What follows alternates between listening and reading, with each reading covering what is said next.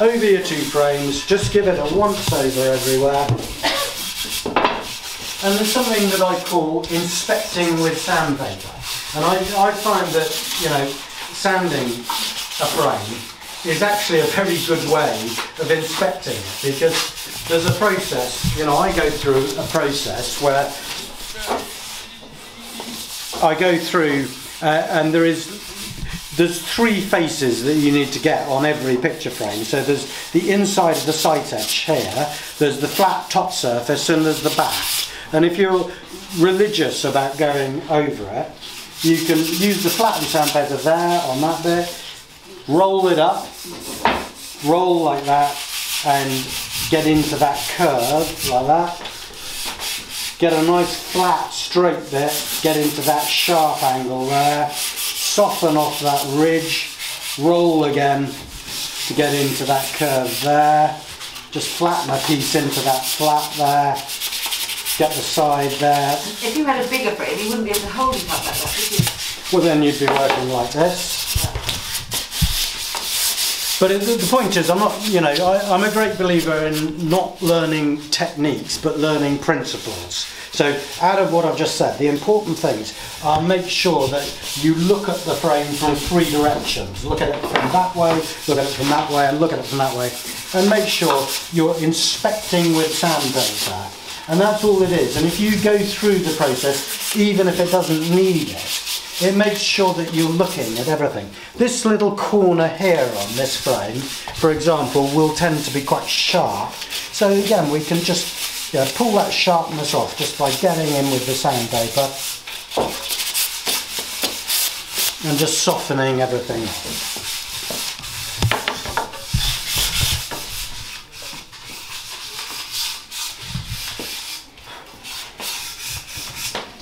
Okay, so again, they've been done, so just make sure you're happy with both frames. And get your decorating brush and give it a bit of that dust off when you're there.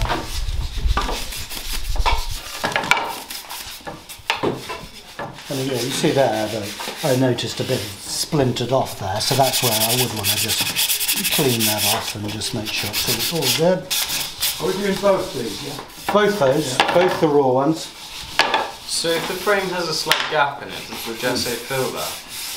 If the frame has a slight gap in it, or a crack or something, does the gesso fill it? Yeah, yeah, that's a good point actually. Where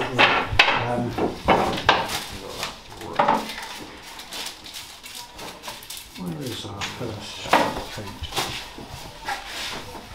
Not doing it till tomorrow. So. Okay, one. No, we'll do that tomorrow actually, but it's a good point.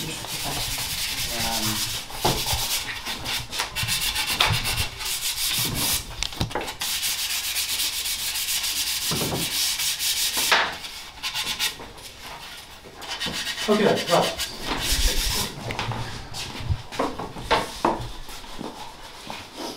So, in total, to get this to the gesso stage, we're going to put 2 primer coats on it and 4 coats of the gesso.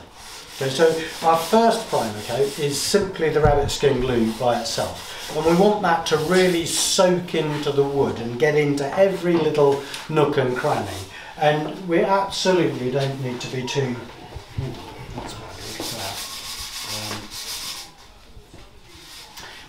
Absolutely don't need to be too perfectionist about it. I think at this stage you're going to do a bit of tidying up. So, because you know, as I say, this is the first time this has been done. So, what we're going to do is build ourselves a little stack. Oh, incidentally, yeah, I gave everyone a stack of these, which is simply for you to write notes on, or anything you like to use as a pad for writing your notes on the process thing. So with these, you should be able to make a little stack somehow on your bench. I'm just trying to work it out. But so that you can start to pile things up a bit.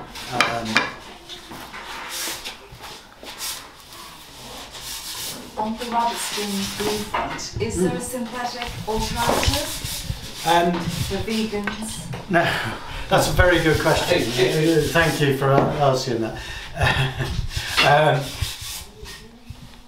It's something that I hope to apply myself to in the future. But these recipes we're using are many thousands of years old. I mean, the Pharaoh's tombs are using exactly the same process 2,000 years ago as we're using now, 3,000 years or whatever it was, as we're using now. And I have, 20 years ago, so I went through a whole process of trying to reinvent all these processes and do it in a different way with some things. And I've come back to the traditional materials because there is nothing that is currently, that I'm aware of, is better. Now, the key thing which made